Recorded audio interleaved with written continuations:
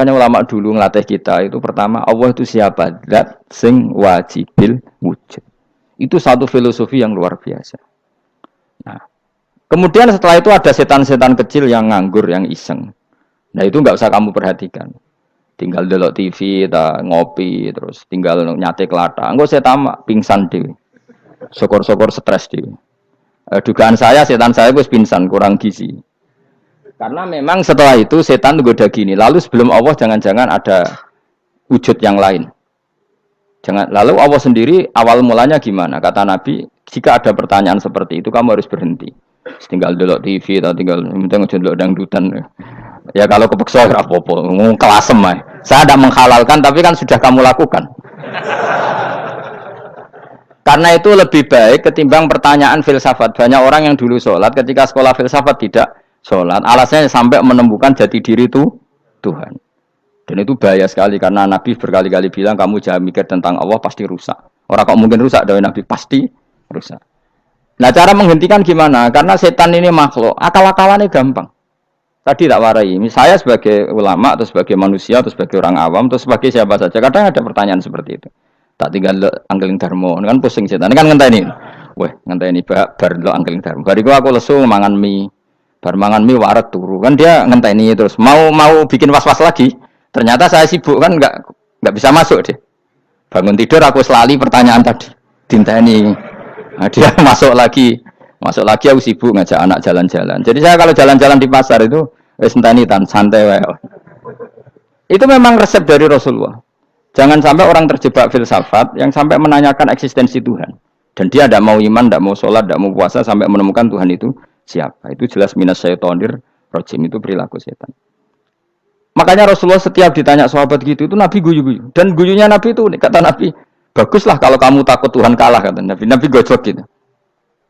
Maka ada ulama yang punya seni berargumentasi yaitu Imam Ghazali. Jika setan tanya kamu lalu sebelum Allah jangan-jangan ada wujud yang sebelum Allah. Kata Imam Ghazali, ya itu saja yang Tuhan. Yang Allah ini enggak jadi Tuhan. Ya berarti wujud sebelum Allah itu yang benar-benar Allah. Kalau kamu bayangkan lagi, jangan-jangan sebelum itu ada wujud lagi. Ya itu saja yang benar-benar Allah. Sehingga tetap Allah itu menang terus. Paham ya? Yang jelas jangan sampai didahului Adam. Karena kalau didahului Adam lebih ngeri lagi. Karena sesuatu yang enggak ada menciptakan yang ada. Itu lebih buruk lagi menurut akal. Menurut apa akal? Nah, daripada kamu enggak salim Imam Ghazali, tinggal saja ndelok. Tadi ndelok sinetron. Itu yang lucu aja.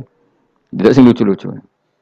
Pendelok apa mencari Tuhan. Pokoknya saya aneh-aneh, saya mau goblok-goblok, saya lucu-lucu. Saya perane wong apa?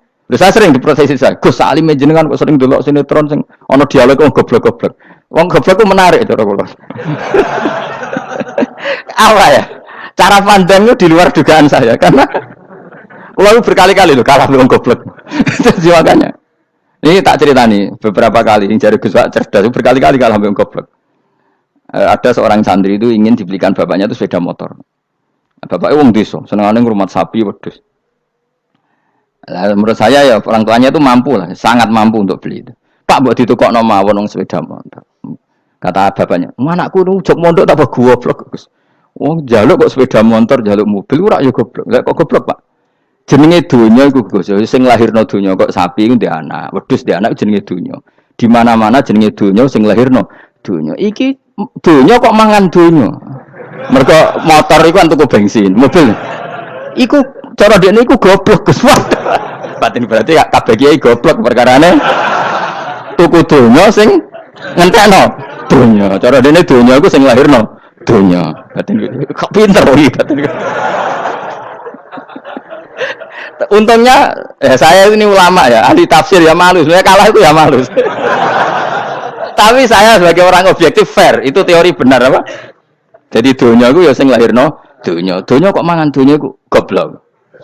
Untungnya dia dengan saya itu jaraknya 5 kilo 7 kilo karena tidur. Delalah dia diterkon sepeda motor, aku tetap mau kalah. Pak, nanti jalan kaki saja. Karena kalau pakai motor ini kegoblokan kata saya. Terus mendingan nih, loh Gus mau kalah tadi.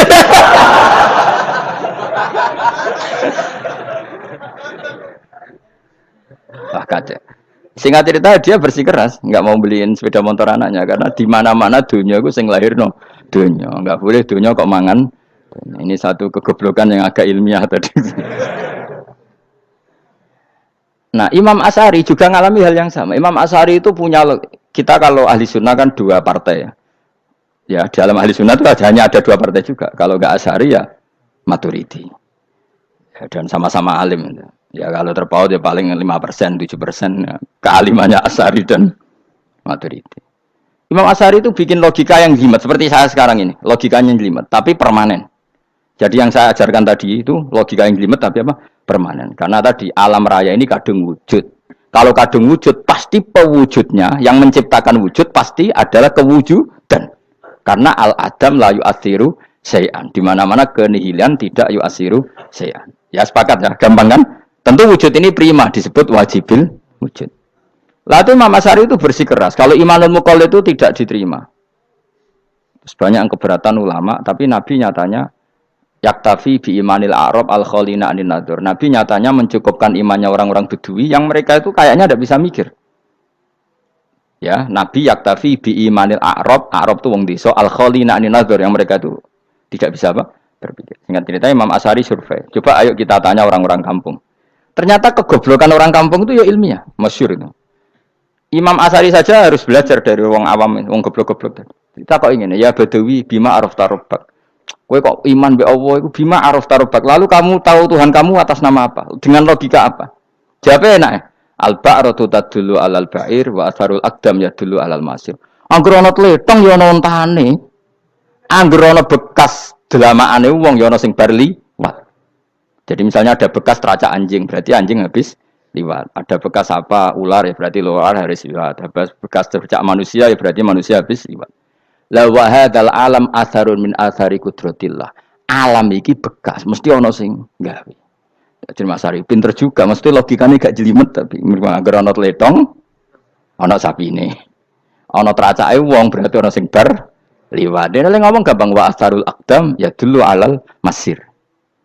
Nah, terus Imam Asy'ari habis itu ngendikan, ya sudahlah dengan logika apa saja. Meskipun karena zori hadal Arabi bagaimana cara berpikir Bedui ini, sementing ada nazar.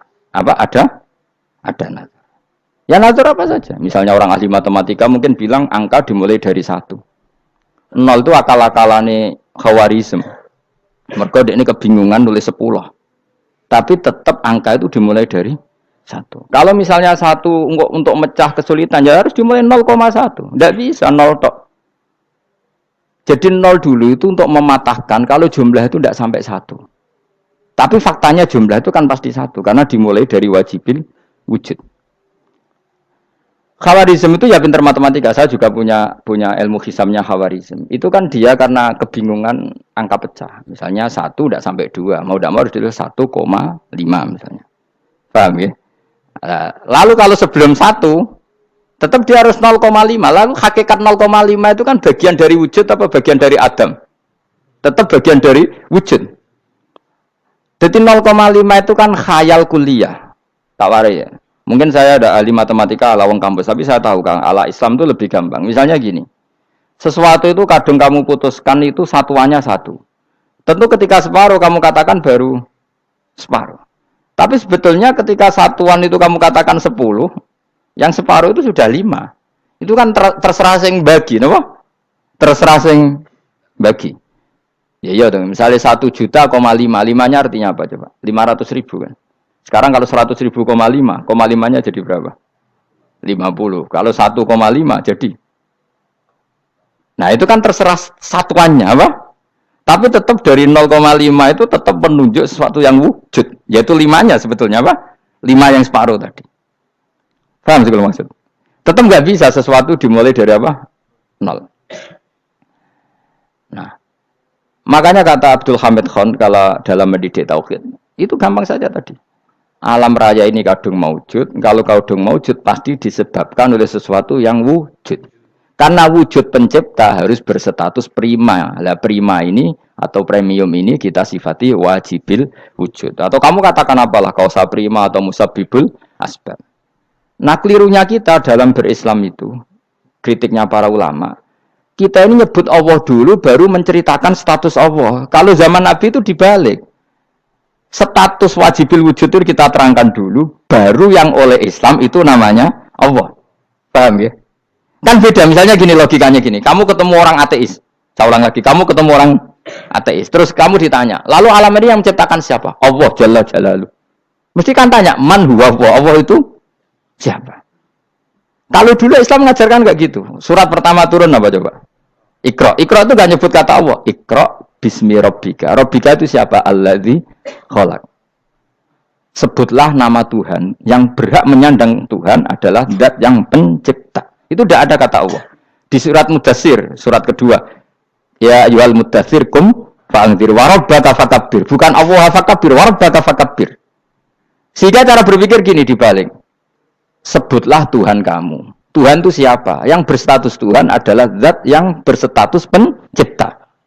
Nah, lalu pencipta ini oleh Islam dinamai Allah. Kalau orang ateis kamu langsung bilang Allah, man huwa Allah. Berarti pertanyaannya Allah itu siapa? Lalu kamu jelaskan Allah adalah pencipta. Allah adalah wajibil wujud. Tentu lebih gampang kamu terangkan. Makanya Al-Quran menerangkan amukholiku min ghairi syai'in. Maknanya saya di sini maknanya ya Allah. Apa? Allah. Apakah mereka diciptakan tanpa pencipta? Tentu setelah Islam tahu itu namanya siapa? Allah. Paham ya? Kalau balik malih. Jadi sebetulnya Quran itu ngajari kita itu ilmu mantik yang luar biasa. Misalnya ya Yuhanna su'budu siapa? Rabbakumul ladzi khalaqakum walladzina min qablikum. Sembahlah Tuhan. Tuhan itu siapa? Pencipta kamu dan pencipta orang-orang sebelum kamu. Lalu Tuhan ini oleh Islam dinamai Allah. Tapi kalau langsung kamu bilang ke orang ateis atau orang Uni Soviet, Allah itu Tuhan, Allah itu siapa? Sebab itu di beberapa ayat dijelaskan dulu status Allah. Sifatnya Allah, keekhasan Tuhan. Yang dikatakan Tuhan adalah zat pencipta. Kalau tidak pencipta berarti tidak Tuhan. Sekarang Yesus pencipta bumi apa enggak? Enggak, karena dia lahir sudah di bumi. Begitu juga Fir'aun. Fir'aun itu kalah telak sama Nabi Musa ya gara-gara logika ini.